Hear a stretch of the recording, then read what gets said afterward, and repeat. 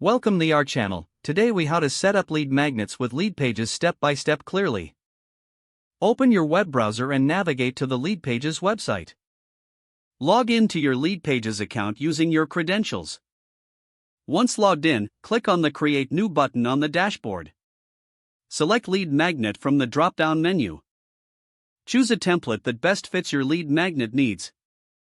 Browse through the available templates and click on one to open it. In the editor, customize the text by clicking on any text box. Replace the placeholder text with your own compelling headlines and descriptions. To add a form, drag and drop the form element into your layout. Adjust the form fields to collect the information you need from your leads. Set up the success message that appears after a visitor submits the form. Navigate to the Settings panel on the right side of the screen. Click on the Integrations tab to connect your email marketing service. Choose your email service provider from the list and follow the prompts to integrate. Once integrated, ensure that your form submissions are connected to your email list. Return to the main editor and click on the Publish button to make your page live. Copy the URL provided for your new lead magnet page. Now, share this URL across your marketing channels to attract leads.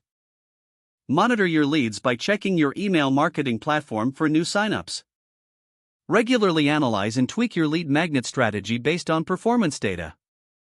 If the page does not load, refresh the browser or try again in a private or incognito window. Make sure you are using the correct email address, then retype it carefully to avoid small typos. If your password is not accepted, use the reset option and create a new strong password you can remember. Check your spam folder for verification or security emails, then complete any requested confirmation steps. Enable two-factor authentication if available to improve account security and reduce unauthorized access risk. After signing in, review your profile details so your contact information and settings are accurate and current. If you see an error message, note it down and try again after restarting your device and internet connection. Log out when you finish, especially on shared devices, to keep your account and payment information secure.